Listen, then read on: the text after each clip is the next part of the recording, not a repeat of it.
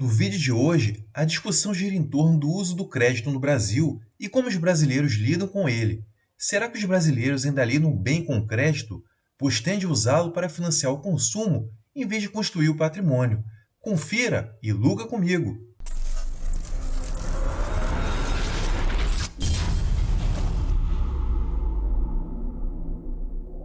É que, tirado esse momento atípico que a gente está vivendo, em que a inadimplência subiu absurdamente, o brasileiro ainda não lida bem com o crédito, no sentido de que ele usa o crédito para financiar o consumo.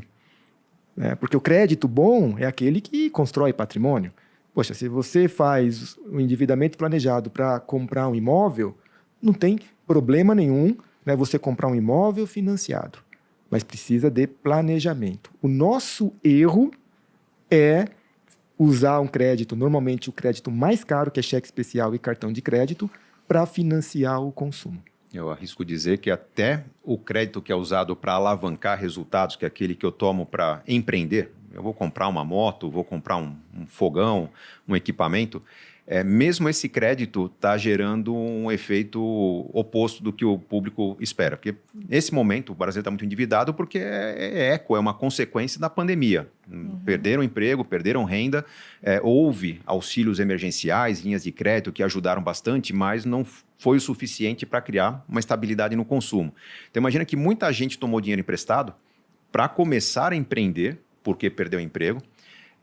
Num país em que a nossa educação empreendedora é bastante rasa, então quem começa a empreender não é porque fez um business plan, e viu a viabilidade do negócio, que vai atingir o break-even depois de 6, 7 meses. Não, eu preciso pôr comida na mesa. Exatamente. Tem esse trabalho que eu consigo fazer. A pessoa empreende e acredita que vai ter cliente, acredita que vai entregar o produto, acredita que vai fazer o serviço que vai ser bem recebido pelo cliente, que não vai ter que refazer. Como não tem experiência envolvida, esse planejamento falha muito, a pessoa está procurando o cliente, mas tendo que corrigir o problema do cliente anterior. O negócio não flui. Se não flui, aquela expectativa de receita que tinha para pagar o crédito não acontece. Então, não só o crédito do consumo, mas eu acredito, e isso é uma percepção minha, porque não tem um estudo específico sobre isso, que até o crédito tomado para negócios não surtiu o efeito esperado, que era gerar riqueza, gerar renda para as famílias, porque as famílias não estão preparadas para lidar com a atitude empreendedora. O Flávio Augusto já veio aqui no podcast, foi um dos episódios mais vistos, inclusive, ficou ótimo. E o Flávio ele é um exemplo de um cara que tomou crédito para empreender em uma época de juros até mais altos do que os juros de hoje e deu certo. E aí, quando ele conta a história dele, ele sempre pontua os porquês da decisão. Ao longo de episódio de 2 horas falamos disso. Só que se o cara só assiste Reels, ele pega assim, não, então posso tomar crédito para empreender. Só que o Flávio é o cara que teve sucesso, né? Enquanto você tem centenas de milhares de outros que fizeram a mesma coisa e não tiveram. Só que esses não ficam famosos, não sentam num podcast para contar a sua história.